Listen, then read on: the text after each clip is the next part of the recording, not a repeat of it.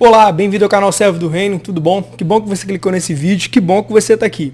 Então, eu estou fazendo uma série, e essa série são sobre os personagens do movimento pentecostal. Se você caiu nesse vídeo, e é o primeiro vídeo que você está vendo sobre a série do movimento pentecostal, eu quero primeiro te dar uma dica. Primeiro, veja os outros dois vídeos anteriores. Vai aparecer um card aqui em cima, para você poder ver os outros personagens que já falei. Então eu recomendo a você primeiro assistir os outros dois.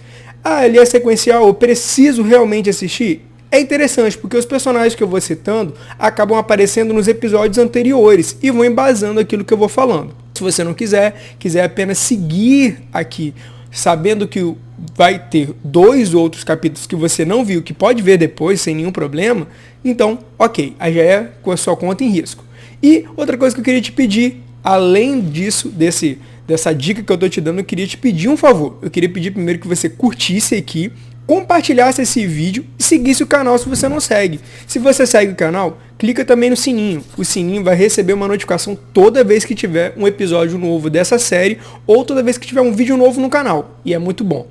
Então, para começar, eu quero falar que hoje o nosso personagem, por incrível que pareça, não é uma pessoa, mas é algo importantíssimo para o movimento pentecostal. A história que eu vou contar, ela dura de 1906 até 1909.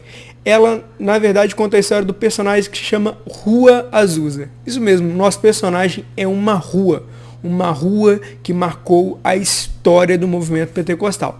Fica aí, vê a abertura e eu vou continuar.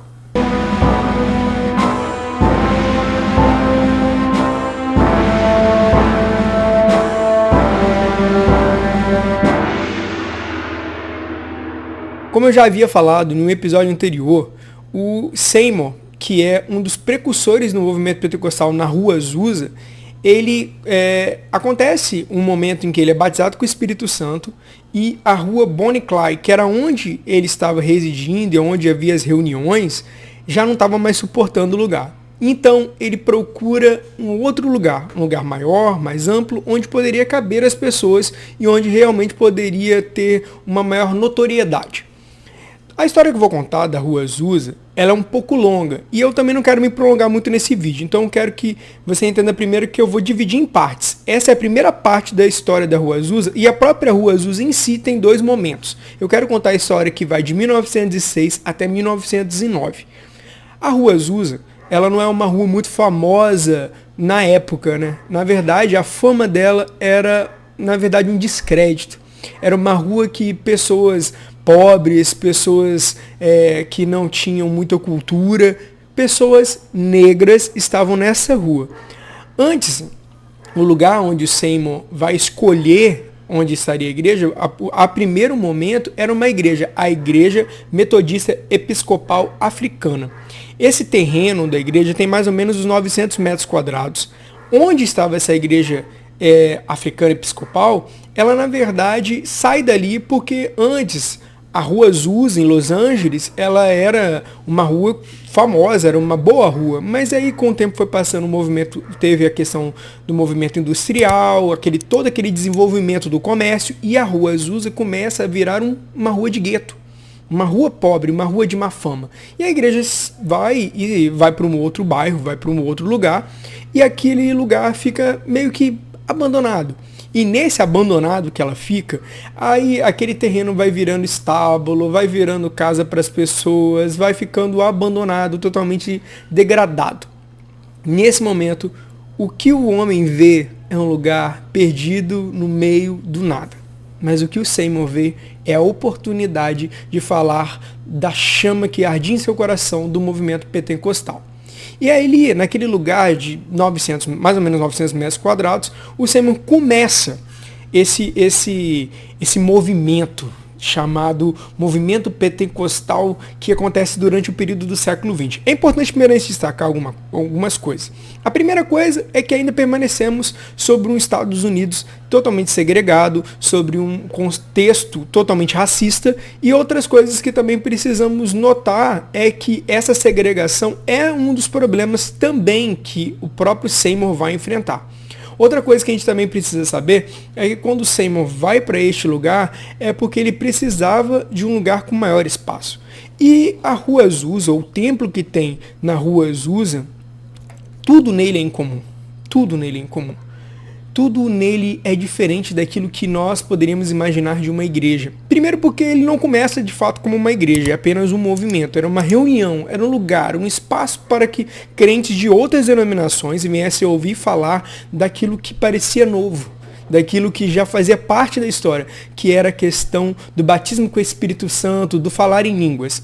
E aí o Seymour faz uma reforma simples, pinta tudo de branco, o chão era totalmente destruído, quebrado, tudo degradado. Então ele começa a organizar com o que podia fazer. E nisso o Seymour inicia a parte da estrutura.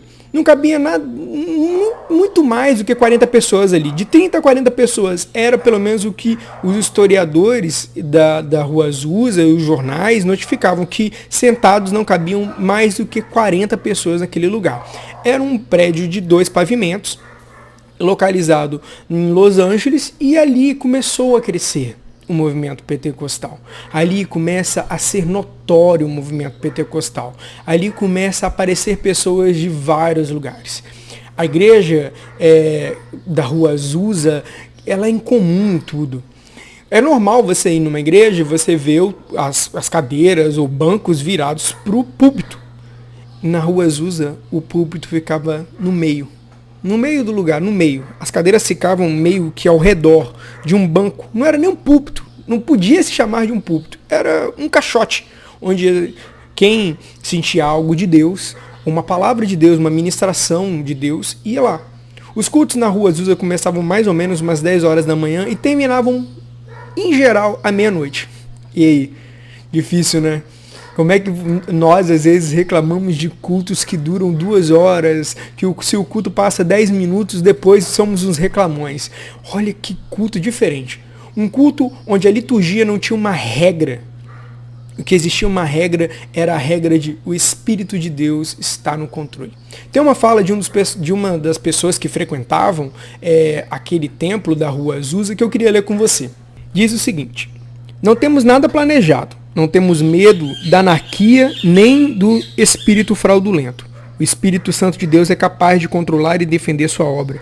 No caso de alguma manifestação estranha, confie no Espírito Santo. Mantenha-se em espírito de oração e você verá que logo uma palavra de sabedoria, uma refutação ou uma exortação fechará a porta para o inimigo e triunfará sobre ele. Deus pode usar qualquer membro do corpo e muitas vezes ele concede as maiores honras aos membros mais fracos. Essa fala é incrível. Sabe por quê? Ela denota uma coisa que às vezes é tão difícil de vermos. Porque o Espírito de Deus, ele controla o culto de forma literal. Não existe um horário do louvor, não existe o horário da oração. Era uma constante oração, era um constante louvor, era uma constante palavra. Algumas das vezes o Seymour tomava a palavra, subia aquele púlpito improvisado e lá ele trazia uma palavra de exortação, uma palavra de salvação, falava sobre a conversão e falava sobre o batismo com o Espírito Santo. E naquele momento Deus inundava aquele lugar. Pessoas eram batizadas com o Espírito Santo, não poucas eram curadas. Este era o lugar Rua Azusa, um lugar onde o movimento pentecostal eclodiu no século XX.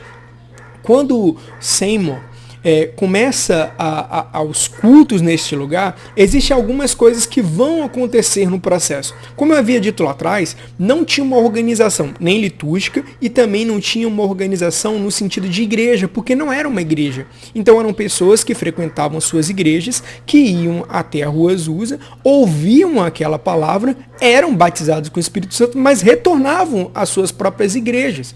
E ali elas falavam em línguas nas suas igrejas, né? E alguns pastores não concordavam com aquilo. E aí ficava uma situação muito complicada, vamos botar aqui. Como que alguém que é membro, que acredita no batismo com o Espírito Santo, e mais do que acredita, é batizado com o Espírito Santo, vai dizer, os seus pastores ou seus líderes espirituais vão dizer, na minha igreja você não vai fazer isso?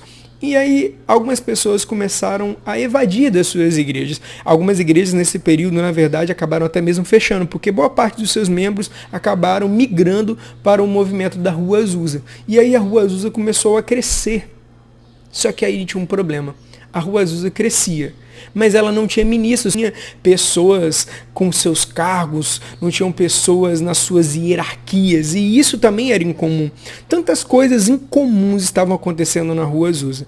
Entre outras coisas também que desagradava a muitos, era o fato de brancos e negros estarem reunidos no mesmo lugar, falando de um mesmo Deus, de um mesmo batismo. Isso incomodava. Nesse período, em 18 de abril de 1906, um jornal chamado Los Angeles Times publica um artigo destruindo o movimento da Rua Azusa, dizendo que era uma baderna, que aquilo era uma bagunça e que parecia uma loucura. Eles não entendiam. E aí, aquilo que eles pensavam que estavam destruindo serviu como uma propaganda. Na verdade, quando o jornal publicou, várias pessoas ficaram muito curiosas. E aí começou-se a aumentar a procura das pessoas que frequentavam a Rua Azusa. Começou a aumentar a quantidade de membros. Não eram membros porque não tinha essa questão de membro. Aproveitando até para falar sobre essa questão de membro, não tinha um momento de ofertório. Diz pelo menos algum dos historiadores do movimento da Rua Azusa, é que existia uma caixinha escrito acerte suas contas com Deus. E era ali que as pessoas depositavam. Não havia um momento em que ia ter uma palavra, uma oração sobre a oferta. Não tinha nada disso. Podia qualquer pessoa auxiliar, ajudar, fazer o que bem quisesse. Mas não tinha nenhuma funcionalidade você ter um cargo. Fazia aquilo que queimava no seu coração. E ali a igreja foi crescendo e muito. Existe um dos adeptos do movimento da Rua Azusa, o nome dele é Frank Bartman. O Frank Bartman diz uma frase no jornal O Caminho da Fé. Los Angeles parece ser o lugar e o tempo, na mente de Deus, para restaurar a sua igreja. Ele fez esse comentário nesse jornal e ele mal sabia realmente o que estava acontecendo. Mais à frente, Frank Bartman acaba se tornando um membro mesmo do movimento da Rua Azusa, mas até então ele não era. E a Rua Azusa cresce. Ela acaba tendo seu próprio jornal, que ajuda muito nas suas divulgações, que é o jornal Fé Apostólica. O jornal Fé Apostólica, ele era um jornal que comunicava sobre aquilo que estava acontecendo na Rua Azusa, falando sobre as preleções, falando sobre curas, falando sobre pessoas que eram batizadas. E assim foi crescendo o movimento da Rua Azusa.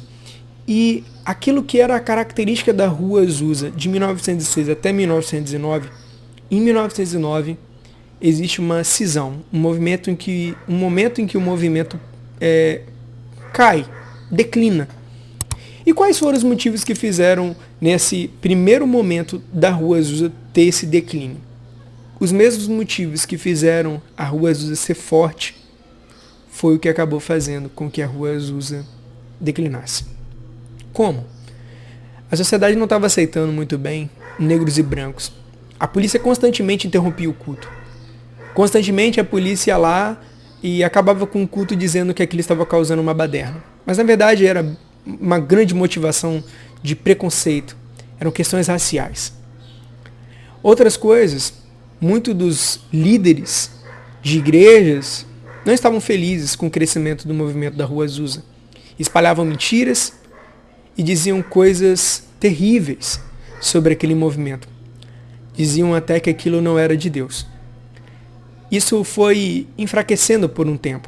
O próprio jornal, que era impresso em Los Angeles, saiu de Los Angeles.